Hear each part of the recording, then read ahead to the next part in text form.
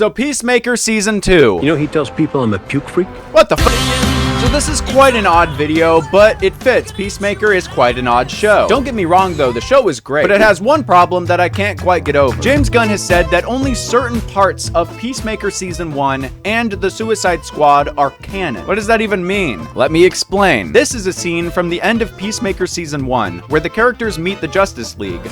The Justice League is composed of Batman, Superman, Wonder Woman, Cyborg, Aquaman, and The Flash. Not all of them are present in this scene, but these are the characters we're working with. Or we were. You see, in Peacemaker Season 2's premiere, they changed out the Justice League members and replaced them with a whole different team. The Justice Gang. Nope. We're not called that. Composed of Guy Gardner, Green Lantern, Hawkgirl, and a completely different version of Superman. Good gosh, there's gotta be a better way to do this. This is David Cornsweet. Cornsweet. Does Corn sweat? Now, instead of the original Henry Cavill Superman, it's David Cornsweet. And he is not Henry Cavill. I know, I checked. They look slightly different. Now, why was this done? Why is there a different Superman and a whole different Justice team? Why did James Gunn retcon his own show? Recently, the new Superman film was released, also written and directed by James Gunn. And the film is technically the start of a whole new cinematic universe. I'm getting hives just saying those two words together. So this new Superman film takes place in a separate continuity from Man of Steel with Henry Cavill, leading up to the Justice League movie,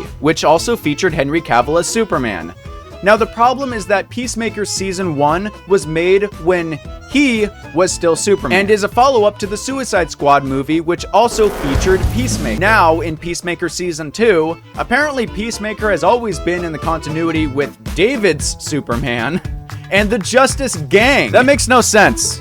And here's why. Peacemaker has already been shown interacting with members of the Justice League with Henry Cavill's Superman. Now, obviously, nobody cares, blah, blah, blah. But my problem with this continuity issue is that it didn't need to be this complicated. I don't want to tell James Gunn how to write his stuff. He's made billions of dollars and I've sold my soul for a cheeseburger. But I feel like James Gunn took a few extra steps to justify Peacemaker existing in his new DCU continuity. James Gunn originally was hired to direct the Suicide Squad while he was on vacation from Marvel. This is before he became the head of DC Studios. To create the biggest story ever told across, film, television, gaming, and more. To really create a cohesive DC universe. Peacemaker Season 1 was made while this transition was still taking place. So in that first season, they're making references to the old DC continuity, a continuity James Gunn would be getting rid of with The Flash, and restarting from the ground up with his Superman movie featuring David Cornsweet. Good gosh, there's gotta be a better way to do this. But now, James Gunn had a funny problem. His Peacemaker character existed with those DC characters, not his DC characters. So what does any sane person do? Just pretend those DC characters never existed in the first place, and just pretend the show existed in the DCU the whole time.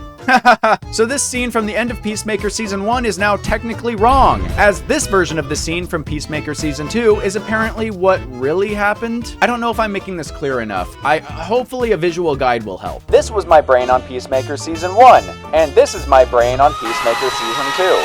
Now, when you go back and rewatch Peacemaker Season 1 and the Suicide Squad, they take place in a completely different continuity with completely different characters. Unless they don't. It's not like I enjoy doing this. Yeah, you do! James Gunn has said that only moments referenced in Season 2 of Peacemaker and moving forwards are considered canon. But I can go back and watch Season 1 of Peacemaker and the Suicide Squad, and they're not canon, but they sometimes are? If there's any connection? James, what are you smoking? And frankly, you've had too much. I'm gonna have to confiscate it and get rid of it. Stop it. Get some help.